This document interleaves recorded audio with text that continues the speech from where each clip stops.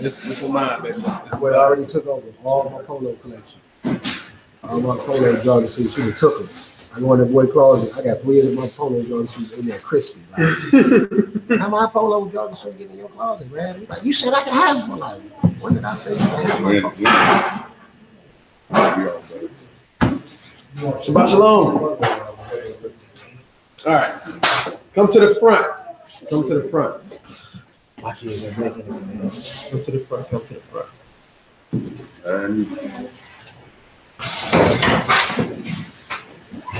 We barely. I had to drop it straight in. Oh, today? It's weekend. She forced me to get it. Oh, that's why she's still there today. I got to be at first.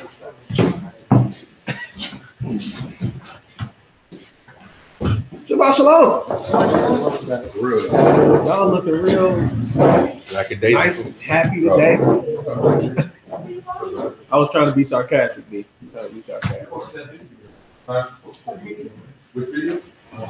What we did? Yeah. It's 2 of them. All right. Because somebody said that stopped in the middle. Good afternoon. Good afternoon. Facebook. Yeah, that was Facebook Live. Sheila. Good afternoon. I want to put this on YouTube. All right. Put us in the group to see it. All right. I'm trying to deal with all the check out. Question. What y'all know about peer pressure? Basically, one person or a couple of people, they're like trying to make you do something, but sometimes you don't really want to do it, but then just keep a chance in it, and like do it. And sometimes maybe you do it, maybe you don't. What you know about peer pressure? I think when you're scared of something. When you who? When you're scared of something. Scared of something? In what way? Like, give me a little bit more. Like somebody forcing you to do something, something like that. Okay. Somebody trying to force you to do something. T, what you know about peer pressure?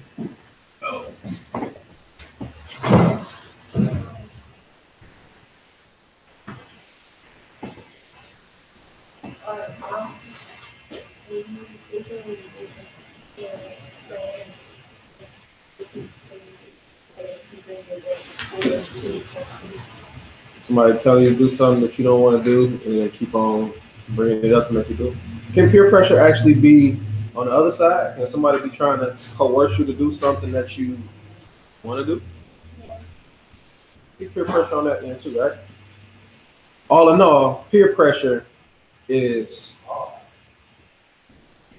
it's one of the biggest things that you're gonna have to deal with in your life growing up, right? What's the main word that you focus on in peer pressure? Force. No, force not in there. Pressure. What's pressure? It's a basic definition of pressure. To apply force, right? Strong coercion, right? Yeah, it's one of the. This is going to be one of the most consistent things that you deal with in your life in general, right? What would cause you to go along with peer pressure? What would cause you to go along with peer pressure as opposed to against it? No. Like if you're the person being pressured, what would make you give in? Or make a person give in? Increase yourself. What would make a person give in? A bad person? A bad person? Sometimes you don't necessarily have to be a bad person to give in to peer pressure. Hold on one second. What to you? When you're in front of a whole bunch of people, okay. What you got? What you say? I said like if you find a whole bunch of people, and then like you do it because you don't want to be maybe called a sissy or like you're scared you don't want to do this. Right. So one of the reasons you'll give in is because you don't want to be called, like you say, a sissy, or you don't want to be called a punk, or you don't want to be called lame, right? But what that comes from is you not having a sense of identity of yourself or appreciating who you are. You understand what I'm saying? So if it's something that somebody is trying to pressure you into doing, if you don't know yourself, if you're not comfortable with yourself, then you're going to go along with it because you don't want nobody to call you a sissy or a punk or a lame. Or what's some other words they be saying now? Trash, you trash, or you, go ahead, give me something. What they be saying? I know you know what they be saying. What they be saying? What they be calling? Back in the day, it was like a dork or, you know what I'm saying, something like that. What they call you now? I don't know. You don't know? That's pretty much it. That's it. But one reason is you don't know yourself. And another reason is you don't know your mission. You don't know what you're supposed to be doing in life, right? So you just go along with it. They say you going with the wind. Like wherever somebody blows you to or wherever somebody takes you to, you just gonna go. Because you don't have your own sense of direction and what you're trying to deal with in your life. You know what I'm saying? So again, peer pressure can be a very, very hard thing without you having those two aspects of your life down pat. Right? So before we get into the scripture, I'm gonna ask you another question. Do you know yourself? Do you have a sense of who you are? You know what I'm saying? Do you?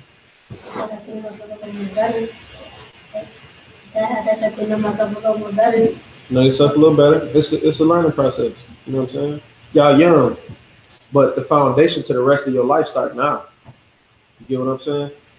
So if you start to build character now, when you get to that point where people are trying to pressure you, or even when you get older, you have a sense of character to where you say, no, I'm not just gonna roll with that, or I'm not just gonna roll with this, or I know my mission, I know what my direction is, I know where I'm going, so I can't do this because that goes against my direction.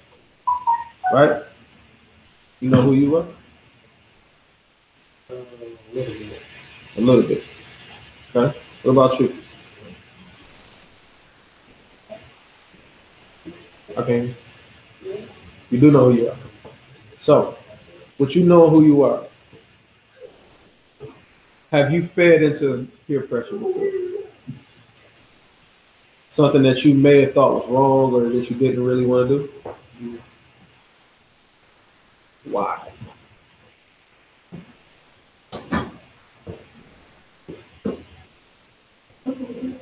No, you what you said you know yourself. I'm asking you.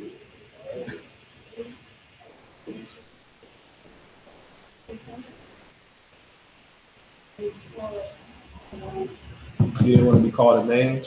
So when I say do you know yourself, I'm asking you, do you know yourself enough that if somebody called you a lame because you didn't do a thing or two that they wanted you to do, would that affect you? But you didn't. You get what I'm saying? Because it would affect you. But you got to get that out of your mind. You got to get that out of your mental. You got to build yourself up to be strong-minded to where nobody can break you off of what place or path that you on. All right? We're going to go to Proverbs chapter 13.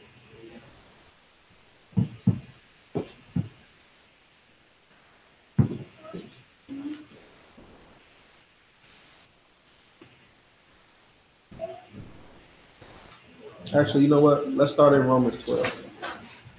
All right. Let's start in Romans 12.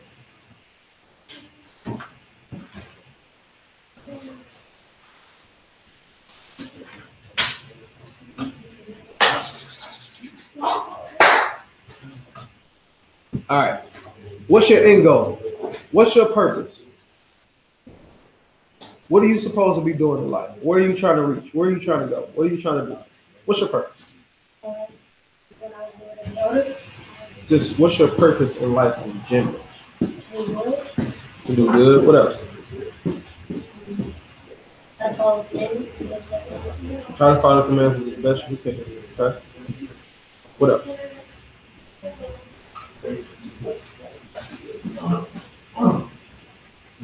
I mean, that's all you can think about. That's cool. Yeah, that's all.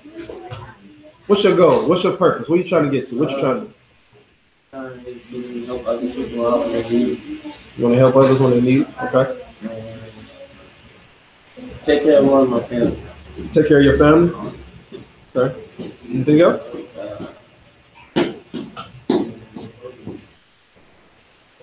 And keep the commandments too. And keep the commandments. Okay. What about you? What's your purpose? What's your? It sounds like that. Yeah, you know. I know you be having a magnet. What's that called? A bullhorn when you're talking at home.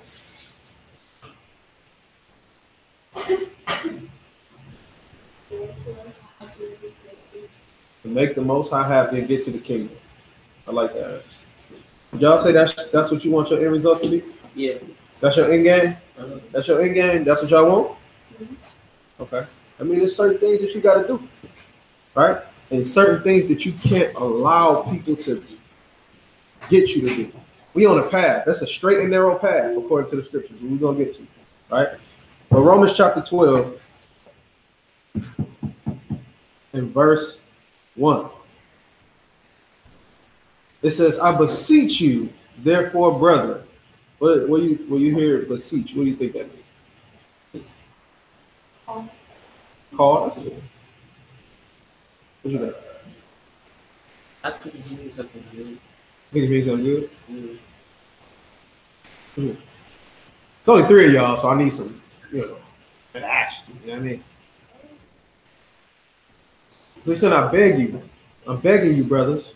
Right? That's what he said. He says, I beseech you, therefore, brethren, by the mercies of the Most High, that you present your bodies a living sacrifice, holy and acceptable to the Most High, which is your reasonable service.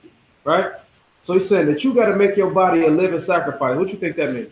You go around and stab yourself, make it be a sacrifice. What you think that's talking about? You got to go around and do good, right? Right? He says that you be holy and acceptable to the Most High. What do you think that entails? What do you think it means to be holy?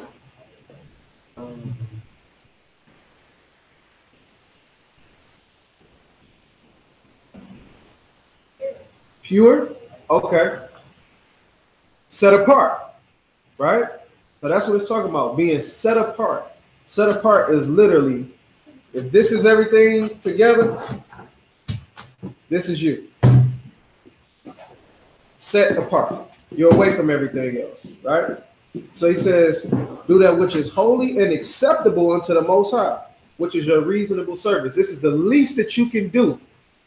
Because if your end game is the kingdom, that means that you have to be trying to get to the kingdom. Yes? Okay. Verse 2 is very important. Who want to read that for me? I know you want to read it. You always read. That's my man right there. Go ahead and read it. Okay. For as we have many members in one body. Nope. 12 and 2. Romans 12 and 2. Oh, he said 4. 12 and 2. Okay. And we not confirmed this is the world. But be ye transformed by the renewing of your mind. So he says, be not conformed to this world. What do you think it means to not be conformed to the world? Stuck to the world. Stuck to the world?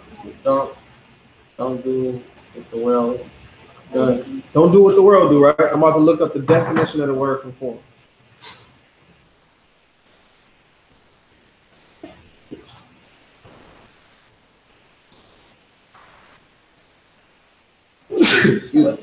Thank you.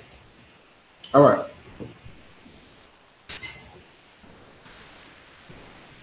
This word conform means to comply, behave according to socially acceptable conventions or standards, right?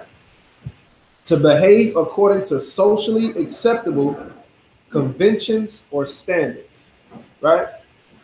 So let's just say that the standard, the social standard for all of your friends is to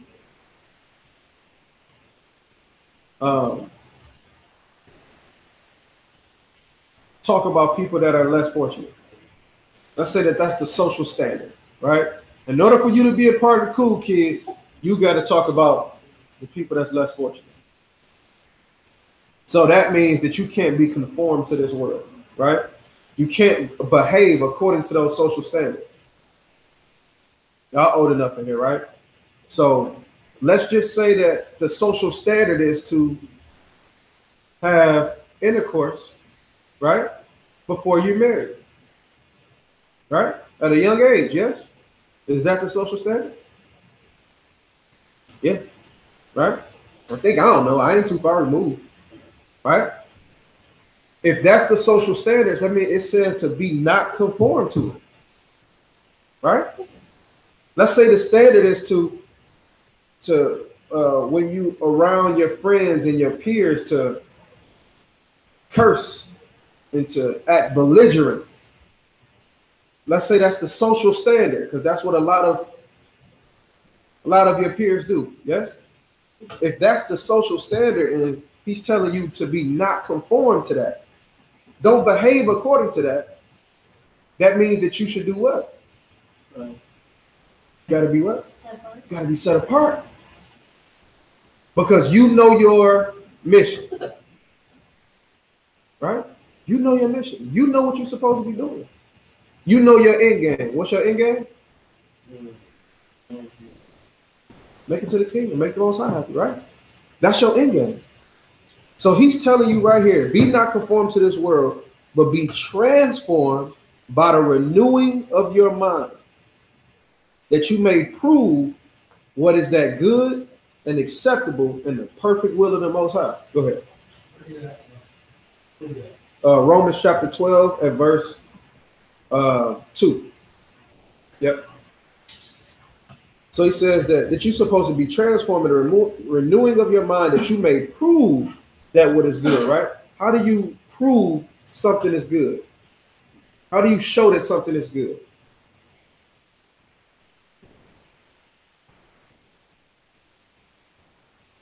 Anything.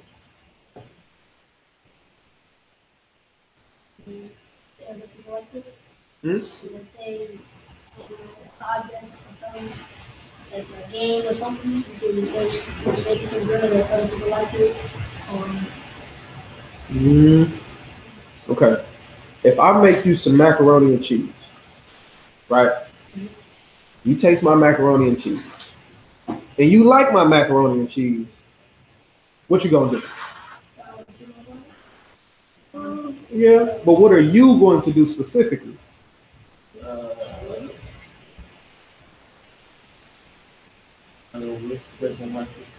No. Get more. You're going to want to eat some more of the macaroni and cheese. Because if I just let you taste it and you like it, that means you're going to say, let me get a bowl of that. Right? Hey, can you make me some more macaroni and cheese? Right? So you're proving to me that what I gave to you was what? Was good. Right? Flip that. If the social behavior is to curse, right? Use derogatory language. Talk down on your peers, right? If that's the social norm, how do you prove to me that that's good?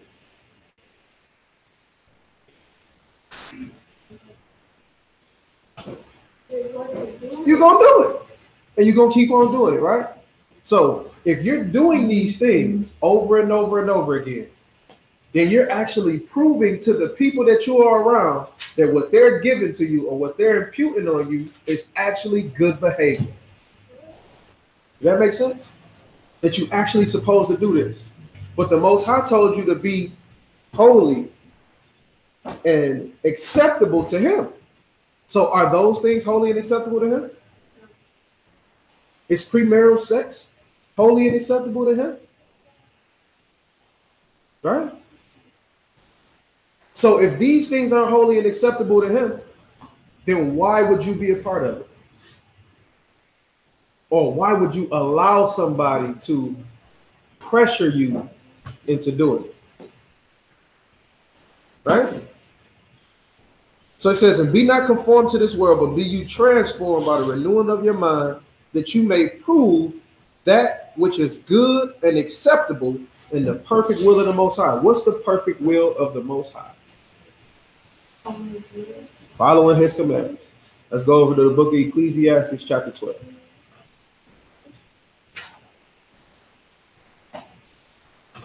Y'all know where Ecclesiastes is at? Right after Proverbs. So now let's get a sense of direction, right? We know that we're not supposed to be conformed to the world, but what's our sense of direction? Where do we go from here? Because the end game or the end destination is the kingdom, yes? It's to please the Most High, yes?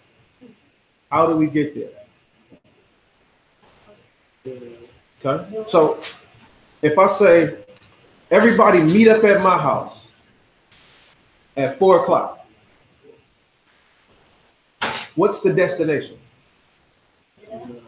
My house. At 4 o'clock. How do you get there? Yeah, you go drive, but how do you get there? How do you get there?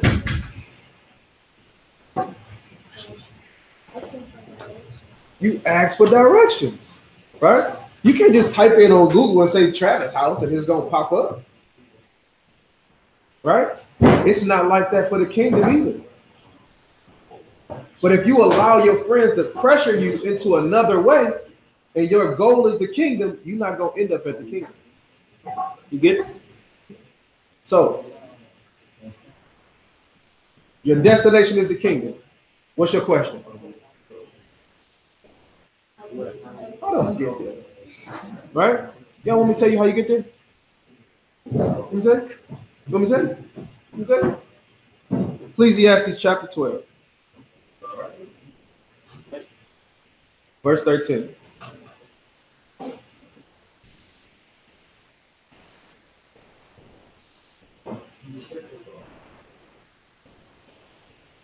Ecclesiastes chapter 12 and verse 13.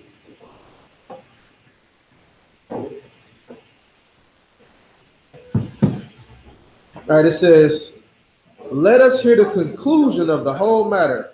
How many of y'all have dealt with paragraphs in y'all, essays in y'all course of study so far? Right? So, that brother said, right? So when you're dealing with, Shalom, when you're dealing with writing an essay, in the beginning you have the what? What's it called? First paragraph. The introduction. What come after that?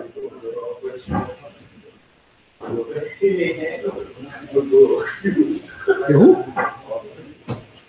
Nope. You got the introduction. It's 3 parts. Introduction, body, and conclusion. Right? The conclusion is supposed to do what? End it all off by doing what? Like, what is it supposed to sum everything all up? Right? So when he's saying that this is the conclusion of the whole matter, what is he trying to do? What is he trying to say? He's trying to sum everything all up because your end game is the kingdom. Yes? So this is how you sum it all up. Right? So it says, let us hear the conclusion of the whole matter. To do what? Fear the Most High and keep his commandments. For this is the what? The whole duty of man. This is your direction. Your destination is the kingdom. Now you got direction. Right? So when it comes down to your friends, your peers, and all of that, and they're trying to get you to do X, Y, and Z that we know is against the commandments, that means that they're trying to get you off of the what? Off the path. Right? So if they get you off the path, how do you get to your destination? If I say take 6 miles down to Outer Drive to get to my house, and you go outside and somebody say, hey man, what's going on with you, man? All you really gotta do is take 7 miles all the way down to Woodward, and you'll get to his house. And you say, you know what? That sounds about right. You just allowed somebody to pressure you into doing what? Taking another way. So now, are you going to end up at my house? No. Absolutely not.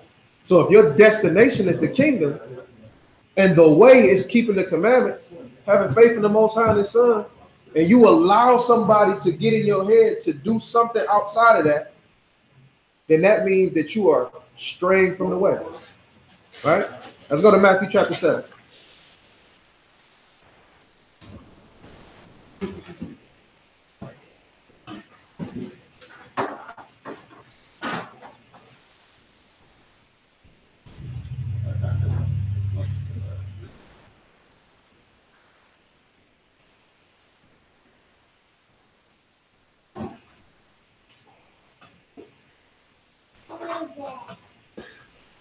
Matthew chapter 7. And we're going to pick it up at verse 13. Now, remember, we only got one way to get in. One road to take. Yes? Okay. Matthew chapter 7, and we're going to pick it up at verse 13. It says, enter you in at the straight gate, for wide is the gate, and broad is the way that lead to destruction. And many there be go in thereat. So remember, you was talking about this peer pressure, right? And Taria, you were saying that a lot of times you get peer pressure when it's a lot of people telling you to do something, right? It's a bunch of people, it's a group of people that say, hey, we doing this, you need to do this, right? The word right here just said, broad is the way that leads to destruction. And many people is on that path that's going to lead to destruction. So when you got these whole bunch of people in your ear saying, hey, you need to do this, this, this, this, and this. Oh, you a lame if you don't do this. Oh, you whack if you don't do this. Those people are on the wide path. Those people ain't in on the narrow path. They ain't going to the straight gate, right? They on the path that leads to destruction. The question is, where are you going to be? Right? Remember, if you know yourself and you know your destination, and now you see in the way, it's your job to follow. Right?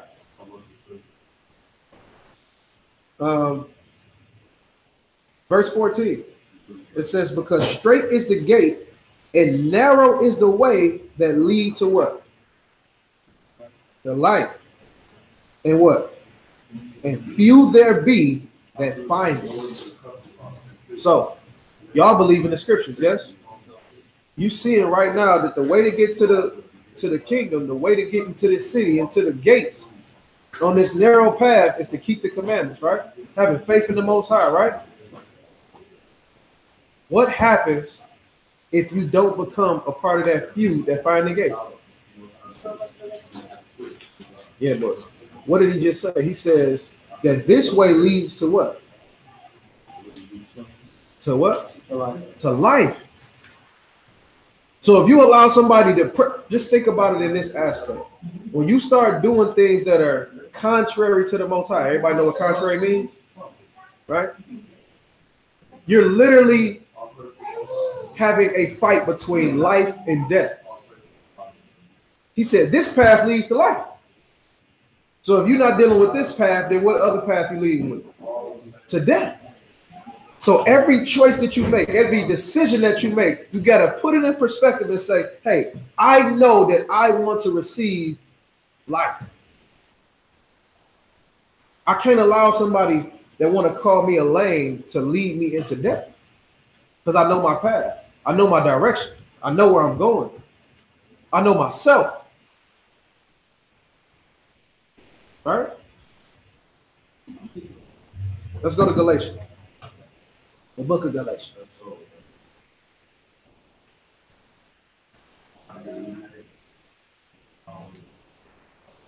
Y'all still with me so far?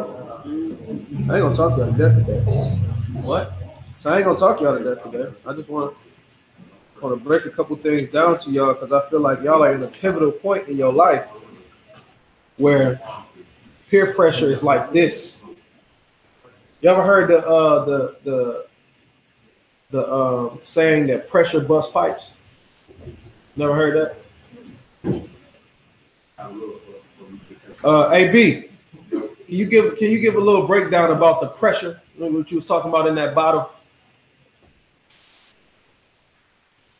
You squeeze this bottle, come off. So, Hey man, hey, it said be apt to teach, baby. It's season out of season. It's season out of my season. train of thought was, okay, It's all good. My bad. what I say? Pay attention. Well, I didn't hear what you was talking about. Let me relate. Pressure busting pipes. So the pressure is going to eventually cause. What's in you to come out? That part? Okay. So we talking about what you put into yourself? Exactly. So whatever you deposit into yourself, right? So just like this bottle is filled up with water, and what's in it is water. So when you put it under pressure, you squeeze this bottle under pressure, and you remove the cap. What's going to spew out of it? Water, right?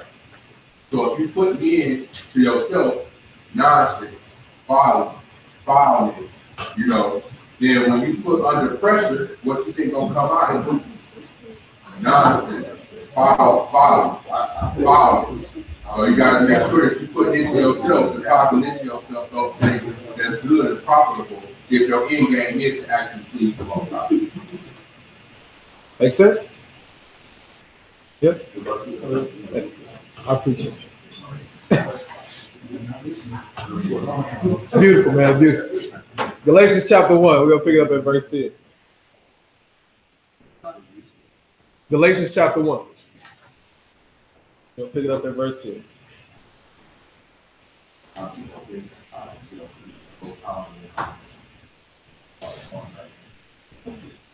All right.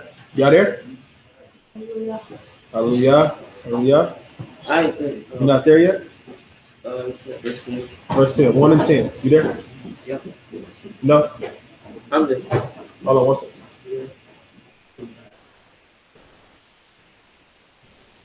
Galatians. Okay.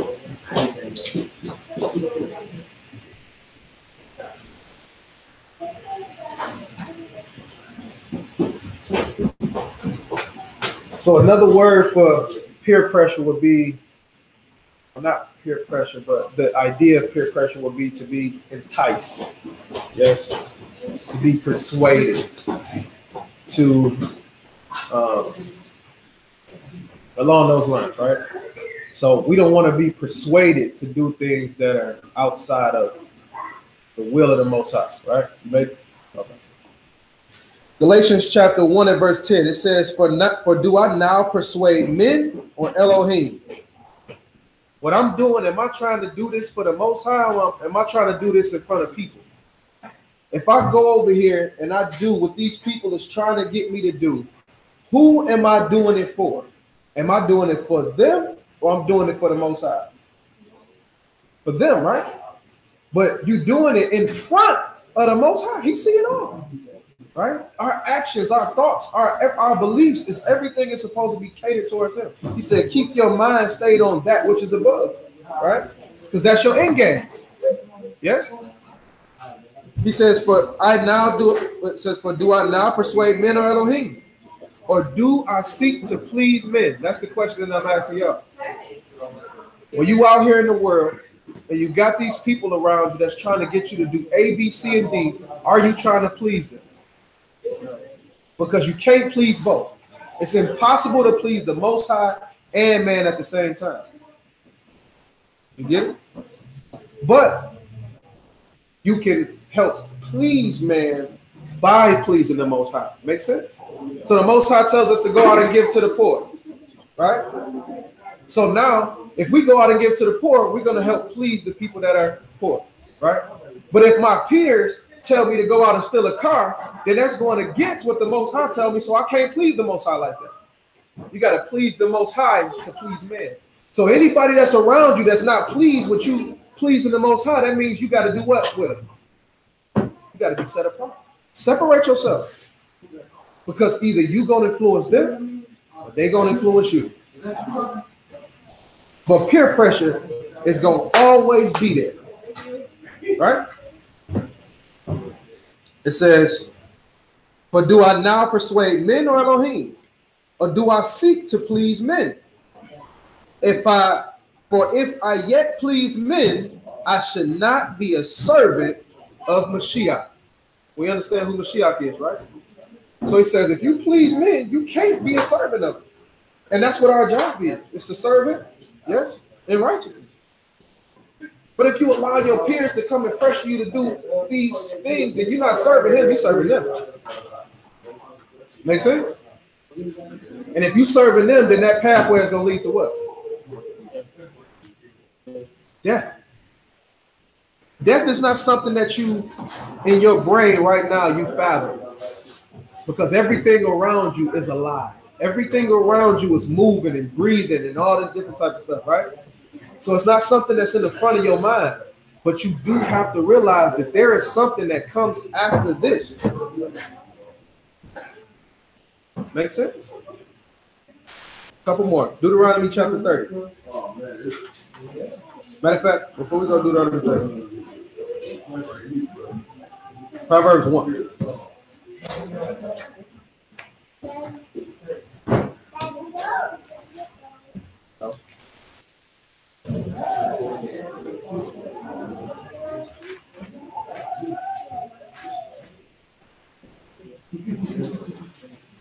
Proverbs 1.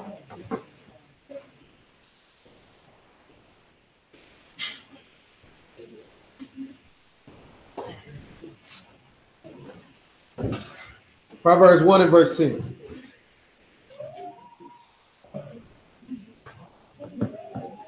Got there? 1 and 10. Good? Good? Good? All right. Proverbs 1 and 10, it says, my son or my daughter. All right. It says, my son, if sinners do what? Entice you, pressure you, try to persuade you, right? If sinners entice you, what do it say? Don't give in. Don't consent. Don't say, yes, I'm going to go with you. Yes, I'm going to do this. Yes, don't consent. Right? It says, if they say, come with us, let us wait for blood. Let us lurk privately for the innocent without cause. What is they telling you to do right there? Telling you to sin, right? Commit murder. It may not be as tough as let's go out and let's shoot this person or kill this person. But it may be something small. Like I say, let's talk about this person. Let's go steal this. Let's go do this. Let's go do that. Right? Scriptures say don't consent. If you believe what this is saying, then you can't go with them. You can't roll with what they're saying. You have to build your own character and know who you are to the point where if you say no and they call you a lame, you're like, oh, whatever. Don't feel bad like, oh, man, they calling me a lame. Oh, they meant. Because they can't get you salvation. You know what they can get you? Death. They can get you death. Right? Verse 15.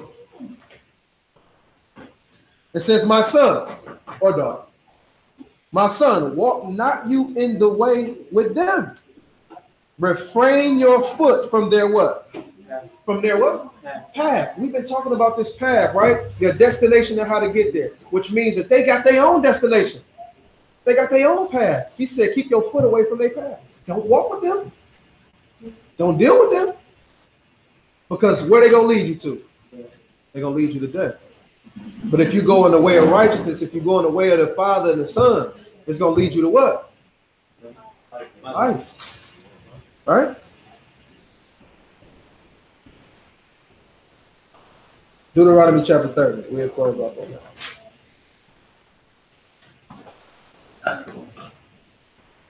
that. Deuteronomy chapter 30. Let's pick it up here. Why do I feel like?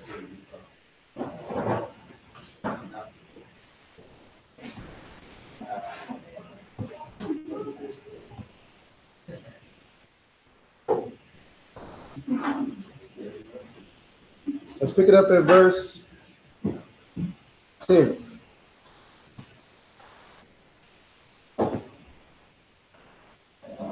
(30 and 10). It says, if you shall listen to the voice of the Most High your God, or the Most High your Elohim, to keep his commandments and his statutes, which are written in the book of the law, if you turn to the Most High with all your heart and with all your soul, right? What does that mean, all your heart and all your soul? Everything in you. He said, make your body a living sacrifice, right? Everything in you got to be catered towards pleasing him and not pleasing these people out here that's going to get you destruction, right? It's only two things, two places you're going to end up. You're going to end up with the Most High or you're not. If your end game, if your goal is to get there, you have to be able to accomplish your goal with no excuses. If you say, Trav, this semester I'm getting all A's, that means I'm going to remember that. It's your job to go out and do what? Get all A's, no excuses. So if you come back to me and say, Trav, well, I got 5 A's and I got a C and I got an F, I'm supposed to be okay with that because you got 5 A's?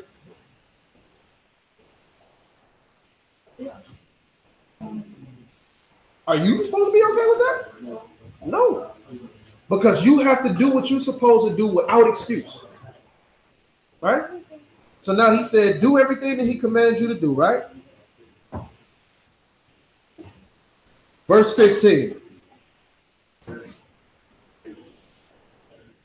He says, see, I have set before you this day, what? Life and good and death and evil. I'm laying it right out to you. Here you go. Here go life and good. Here go death and evil. Remember, he said, prove that which is good, right? He said, here's life and good. Here's death and evil. The red pill, the blue pill. Which one you take?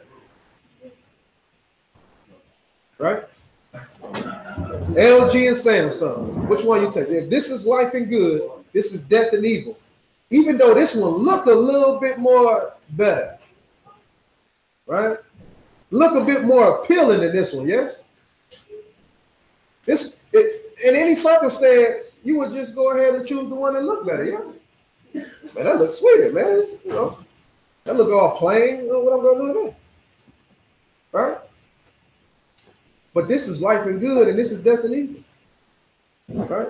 On the surface, you would pick this until you realize this only got 16 gigs of memory, and this one got 32. This one is cut off. This one is working. Right?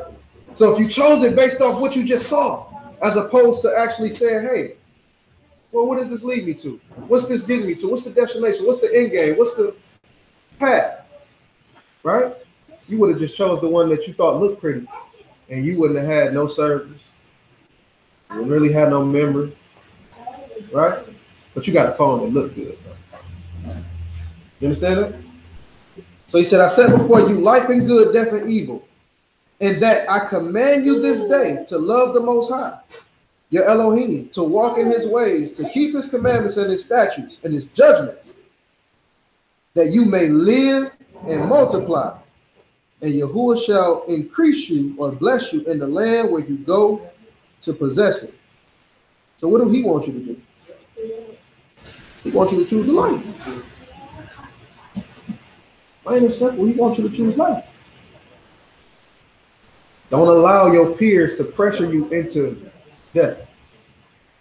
Don't allow your peers to pressure you into making a 5-second, 15-second decision that can cost you 30 years in prison. Don't allow your peers to make you do things that will bring damnation to yourself. Right? In every facet of life, remember the decisions that you make right now build your character for tomorrow. Know who you are. Know where you're going. Know the path and what you got to take to get there. All right? That I say shalom.